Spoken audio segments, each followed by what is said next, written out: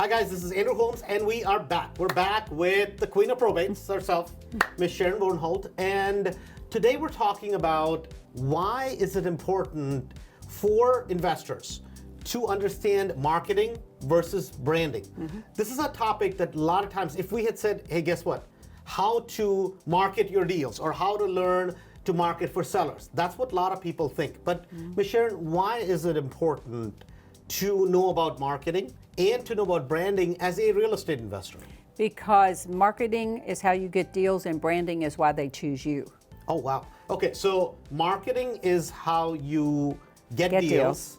And branding is why they choose you, right? I mean, that's a great line. I love that line. So what is the difference exactly? Well, if you stop and think about the business, we're all in the same business, the house business. So you have to find a way to differentiate yourself.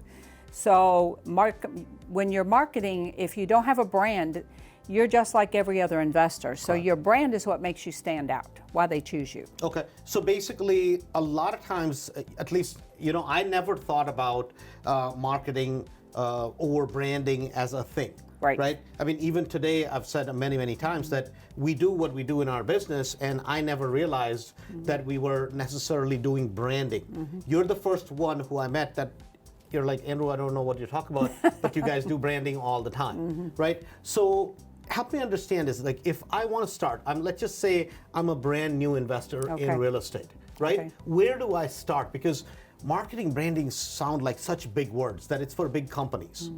No, it's important for a real estate investor to start out and get known in your area.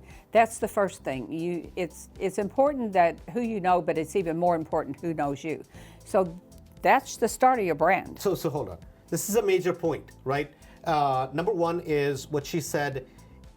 It's more important rather than who you know, that who knows you, right? Because you can be, a lot of times people are hidden investors, meaning that they're investors in their mind.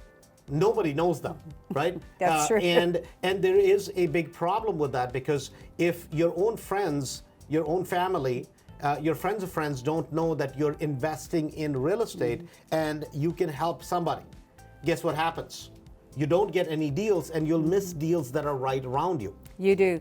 You do, because people fail to tell even their friends and family. This is what I do. It's not just that you buy houses that you're able to solve problems for people, that you really help people. And because at the end of the day, people don't know what real estate investors do. At least that's my opinion. The bulk of them don't. Right. A lot of the times. So let me ask you this. In terms of what would be the first step I take as let's say a new real estate investor or somebody who has never thought about marketing, branding, what would be the first step? Well, once you've gone to your RIAs and you have kind of integrated yourself, so go to your real estate meetups, your meetings, do that so that people get to know who you are. The next most important thing, I think, is that you need a website. You need a website for credibility so that people know you're a real business. And if you make an offer on a house, it gives them the comfort that you can actually close that deal. They say, oh, this is a real business person. And today I think it's like a business card, basically. It's a business card. On top of your business card, this is your online business card. And a lot of times, if you people will look you up, right? And they're like, oh my God, this is a real person. If you have actually done some transactions, maybe put some pictures of those deals on there, put some addresses. Even if these properties were just bought through the MLS, it really doesn't matter where you bought these properties, right? If you're at your RIA meeting, take a nice picture. Put yourself there, because that is establishing credibility, your online profile. So the first thing is, even if, and you don't have to have a very fancy website. No. Correct? It can be basic. Something fairly basic. Just make sure it's professional, right? Looking, so that people actually feel that, okay, this is a legitimate person, right? One thing I would add here too is when you do your first deal, and then every deal after that, on that day, get a testimonial from the people. And that you put that on your website, it's great credibility as far as the trust factor goes. So testimonial meaning if you bought a property, let's say from somebody that was off-market deal, a private seller, then all you just need a letter saying, hey, Sharon bought my property, it was easy to deal with it, and she did pretty much what she promised. It doesn't have to be something very elaborate, just something short, sweet, to the point.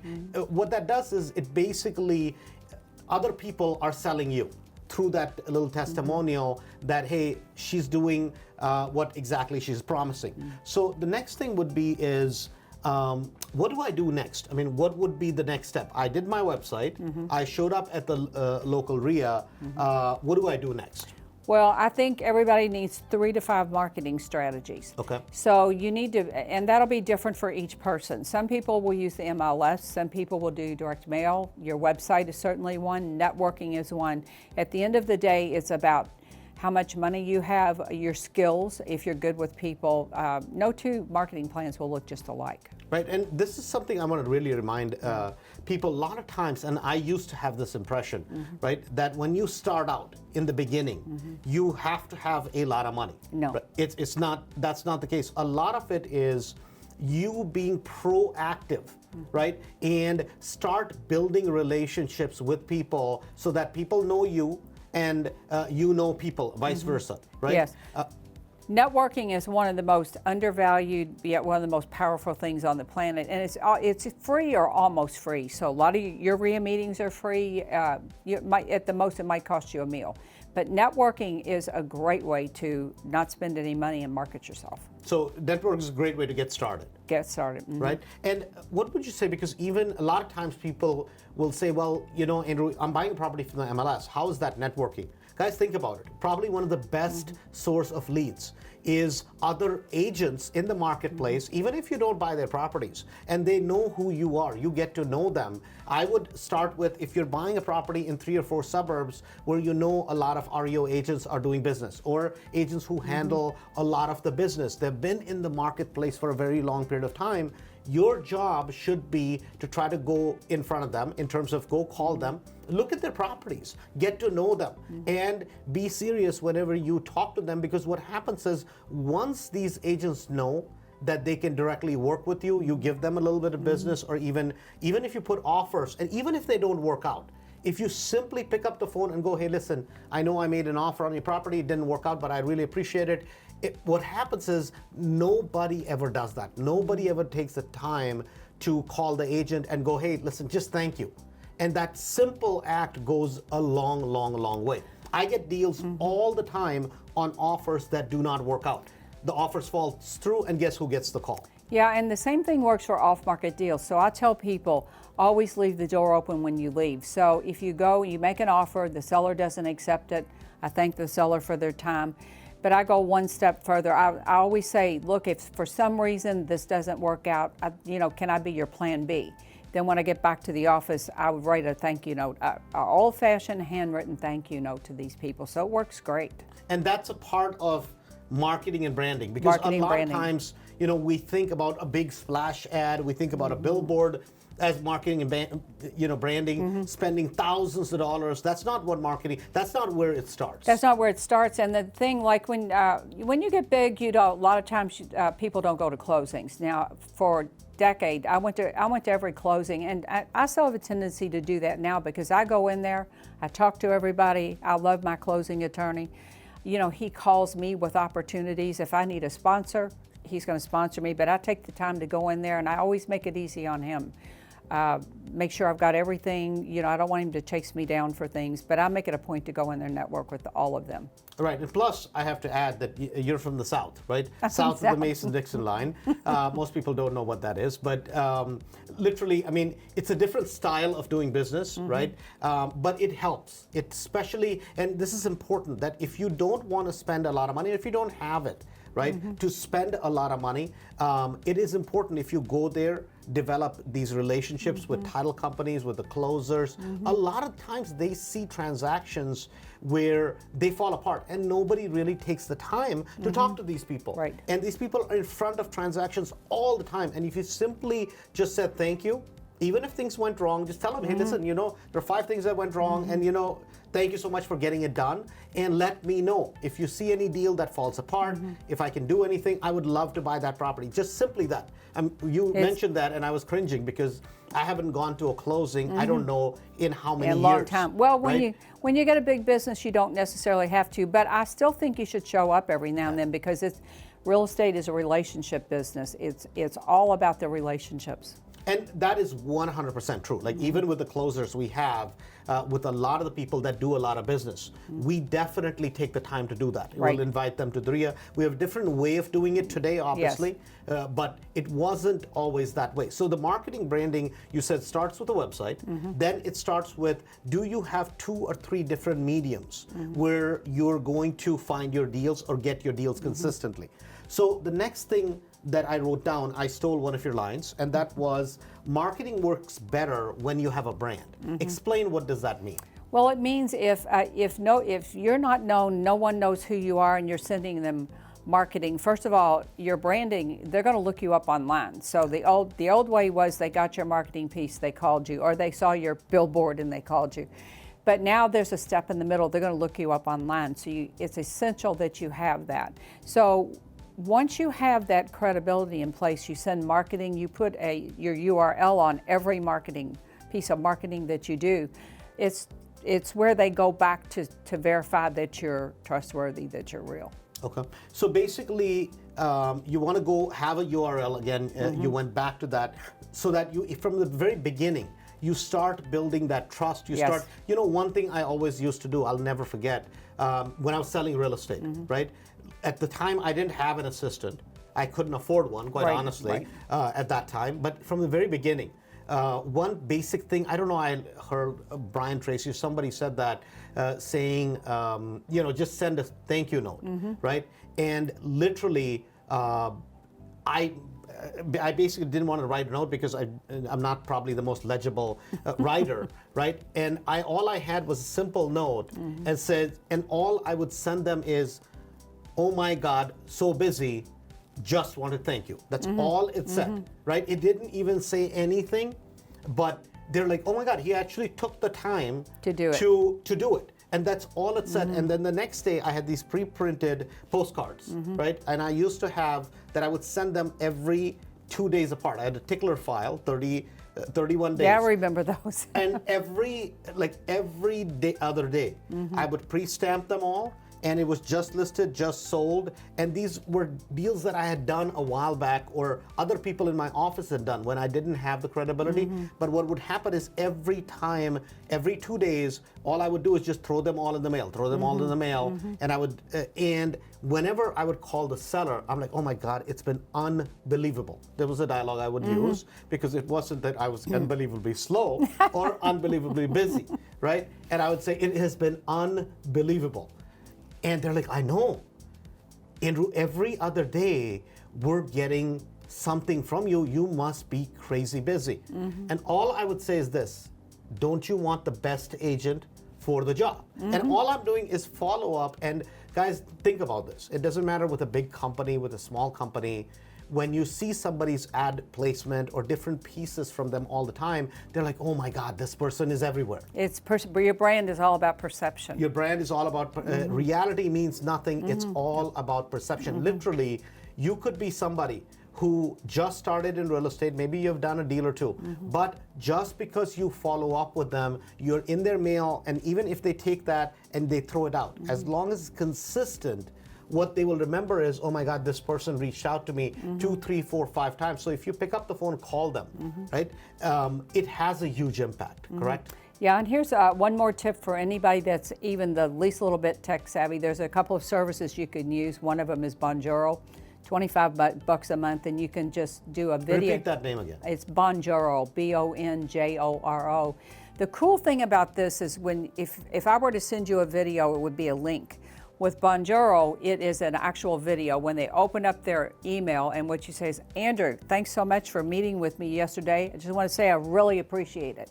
It's personalized. That's simple, but it's the key thing here is when they open their email, the video is there. They don't have to click a link, and they go, this is just the coolest thing I've ever seen.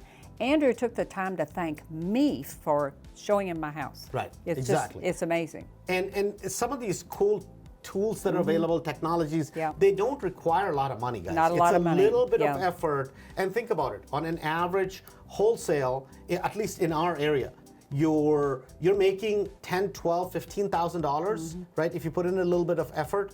with those kind of numbers, it truly, you do a few transactions, you can truly be in a league of your own and start building from there. You can, and from a branding perspective, people don't think of that as branding. You had just branded yourself by taking the extra step with the thank you. It sets you apart from all the other people that they came out and then that was it. Right. The other thing is, I wrote down another point, this was your thing, and you said you either have to spend your time or your money. So I love that, like exactly the way you said it, that either you have to basically spend your time or your money. Explain what that exactly means. So most investors start out there, a lot of times they don't have a lot of money. So if you're short on cash, you're going to spend your time. That might mean driving for dollars on the way home from your job. Take a different route home every night. Just don't go out and aimlessly drive around unless you're farming a neighborhood. It might mean you cold call sellers. There are people that are door knocking. So it's things that don't cost a lot of money. Now, if you've got a good job and you've got some disposable cash, but you are really short on time, you can outsource direct mail to off-market leads. Then you could hire people to do things for you. Most people get to a point in the middle where they've got some money and they've got some time, and they're doing a little bit of each. Okay. So basically, either you're gonna, and a lot of times I've always looked at it this way, that if I, in real estate, you always need, somebody needs to bring money from somewhere. Maybe it's a bank, maybe it's a hard money lender, maybe private money lender. You need a deal, right? Somebody has to deal with the darn headaches of real estate, right? And then somebody has to be able to do the rehab. And those are the 4 or 5 key pieces, right? And the question is this: which of those pieces there's only one piece where money and or credit is needed. That's just one piece of the deal. If you have the rest 3 or 4, those are learnable skills, right? And anything that you can learn, you don't need money for, you don't need credit for. And it's the same way here. Basically what you're saying is either you're going to put the effort, right? Either you're going to spend some time. Or you have to compensate with money. And guys, if you look at anybody that has built big businesses, very, very, very rarely you'll see people that actually started out with money. A lot of times people did a deal or two, scrounge a little bit together, then put a little bit money aside to put back into their business, then did some more deals and grew from that business, right? So the next thing is, for you personally, biggest regret as it comes to marketing and or branding? Well, by far, it's not building my brand right from day one. I thought, I've only done a couple of deals. It's not important. Nobody knows me. And I was the person who was, believe it or not, I was very introverted. So I was the person who would go in the RIA meeting and find a chair and sit down. But to start building your brand, and you can do that simply by go to your RIA meetings, meet the person, introduce yourself to the person having the meeting. First of all, get to know what I call the gatekeeper or the person who's there, and then volunteer.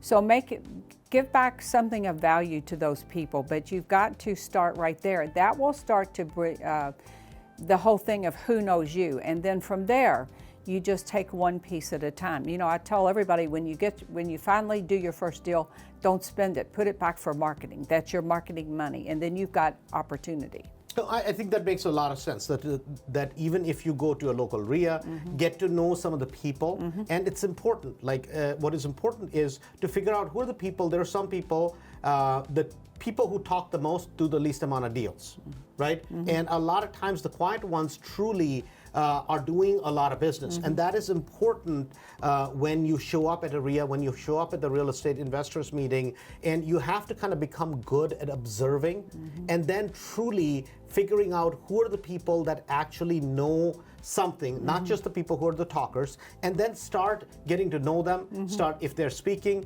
go up and just say simple thing. Hey, listen, you did a great job. Thank you so much for coming and sharing. Guys, anybody that is in that position doing that or sharing that, it makes them feel good. It's a basic human need, basic human element. And as long as you're genuine about it, what it does is it starts a conversation. And if you do that, it will go a long, long way to suddenly you go from literally being an outsider to somebody, people will include you in a lot of things that people are doing. And the benefits, don't look for a benefit right away. Do it from a place of giving. The benefits will come down the road, and you can't possibly imagine the benefits that will come from just doing that. Just trust me, they will come. So I want to kind of go back to this topic because I know a lot of people are still thinking, well, it's all well and good, right? It's all well and good for me today, but I don't have the budget to buy billboards. I can't go on the radio. I can't really spend thousands of dollars. That's just not in my budget. What about little old me? I'm just getting started, Ms. Sharon. You have a blog. You have all these podcasts, right? They look at you today, or they look at our business, and they look, oh my God, it was always this way. No, right? no, it was a long time coming. I went a long time doing a deal or two or three, and really, when I was, it took me a while. I actually had to go back and revisit closings to really see how far I'd come and how long it took me, because I didn't buy a deal for probably close to a year, and then it was the next 2 years I bought 3 or 4. You know, it was a process. So very few people can scale up fast. There are some that do, but you just got to go. You got to stay at it. The thing is not to quit and to grow and to do something. Just keep building out your marketing, build out your brand, go to events, meet people, And literally, I mean, it starts with a simple business card. It starts with a simple, basic website. Yep. Just don't be shy about sharing it. Yes. Right? Don't be, you gave me an example about, let's just say you're a firefighter, right? I love the example that you gave me about that. And a lot of times people say, well, you know, I'm an engineer. You're at a real estate meeting. You're not an engineer first. You're a real estate investor first. Right? And this is important to realize, that you're not a plumber first, you are first a real estate investor. How do you exactly say that? Because I love the way you said it. Well, I had a home inspection company, and I often hired firefighters because they had that 24 hours on or off, whatever their schedule was, and they would say, well, I would role play with them. What do you do? And they would say, well, I'm a 20-year veteran, I'm a firefighter. And I said, no, you're a home inspector, and by the way, I'm also a firefighter. But it gave them instant credibility that they were a home inspector. And same thing with real estate. I'm a real estate investor, and I'm a nurse, or whatever it is. Yeah, I mean, if you literally flip it around. You flip it around. I'm a real estate investor, but you know, by trade, I'm a nurse. I'm a nurse. People are like, oh, she's a nurse. You know, that's a credibility. Whereas if you say, well, I'm a nurse, and then you say, oh, you know, on my side, I invest in real estate. Guess what? People look at it as, oh, on the side. Differently. Right? The people, and I used to do that a lot of the times, because I think it was one of those things that I didn't have the confidence. Right? It was just that I lacked the confidence. Well, and I don't think you know to do it that way. I think somebody has to point out to you that it's a credibility. It all goes back to your credibility and your brand. If you've just said, you've branded yourself as a real estate investor that also has a very lucrative career. Got it. So somebody listening just says, you know, well, I just do wholesales, or I'm just a landlord, or I'm just doing a flip or two. You know, I found it from the MLS. Why do I need to worry about something like this? What about those people? Well, because your brand is all about perception. So you just got to have the confidence. You've got to start somewhere. You got to step out there. You got to spend a lot of time outside your comfort zone. I'll tell you that. So you just start where you are. Start taking one thing at a time, and over time, you'll look up in 12 months. If you take consistent steps, you will have come a long way. Got it. So, and I think what is important to realize is, think about it. If you're doing wholesales, could you use a few more properties to wholesale? If you're a landlord, could you use maybe a couple more properties in your portfolio? Or if you're doing flips, you know, why not have a few people maybe sending you deals, or maybe just saying, hey, you know, I have so-and-so that has a property, they're stuck with it, they don't know what to do with it. A lot of times what happens is we kind of get very narrow-minded, very channeled, and say, well, no, I just find my properties on the MLS. So that means that if 2 or 3 great deals come up, you won't look at it. And I think that's what it is. A lot of it, branding and marketing, a lot of it is not based on having a big poster of yourself, because that's what we think. No, so you just hit upon something though. So from that perspective, when I said it's who knows you, so let's say you are the landlord who just needs a couple properties, or a wholesaler, whatever. You want to be the person they think about. When they have a property they need to offload, they're in this case they're probably going to call Andrew, but you want to be Andrew. Trust me, you want to be the person that they call. So you want to build that brand. And and this happens today, and I mean it's kind of interesting that I get to see it from the other side of it, right? Because today there'll be a lot of people that even come to Chicago RIA and they won't come up and talk to me, or they won't, oh, no, Andrew wouldn't be interested in my little deal. Oh, yeah. And I'm like, listen, your little deal is worth 30, 40, 50, 60,000 bucks. We're always interested in good quality properties, right? Always. Either to keep it in the portfolio, either wholesale or to flip or whatever the case may be. Right. Yet so many times within the RIA this happens. People will go up to somebody else in the RIA, and I'm like, where did you find the deal? Oh, somebody in the meeting came up, right? Because everybody has a different perception, right? And it's important.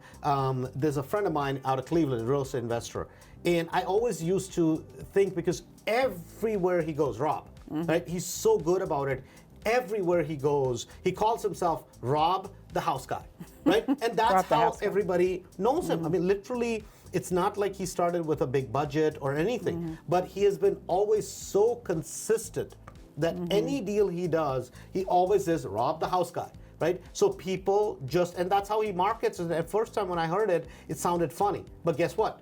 After I heard it, I have always remembered you remembered right? it. I mean, it's just, that's his thing. That he's like, what do you do? Well, I help people solve their housing problems, right? And that's what he is known by, and that's why he gets so many of the leads. So anything else that we forgot that you want to touch on? I don't think so. I think it's helpful. Like it's funny you talked about his tagline, because I always had a tagline on my business card. What's still there today? It says, "We buy houses, we solve problems."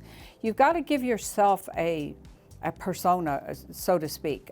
You don't need a billboard, you don't need a big thing, but you have to create your brand, because if you don't do it, somebody else is going to do it for you. Correct. So how do people reach you? Because you do workshops on probates, right? I mean, I always, that's kind of how I initially heard of you, Ms. Sharon, which is kind of probates, right? So I've labeled Ms. Sharon the queen of probates, right? But how do people reach you? They can reach me at the blog, Louisville Gals. Actually, I have the blog up here, right? So this is the blog, right? Yeah, Louisville Gals Real Estate Blog .com. And from there, you can get all kinds of free resources. There's a video, there's a tab that links to the podcast, to probate resources, and all sorts of things on there. Okay, great. So basically, you guys have Ms. Sharon's contact information. Reach out, visit Ms. Sharon's blog, reach and listen to some of our podcasts. Ms. Sharon, as always, thank you for coming into the studio. It's great to have you in Chicago. I think a lot of people will get a lot of value out of it. And remember, guys, it's not about how big you are. The question is, are you willing to put the time, the effort into developing your own marketing strategy, your brand, and taking it to the next level? This is Andrew Holmes with Ms. Sharon Warnhold. Thanks. Have a good day. Thank you for having me. Definitely.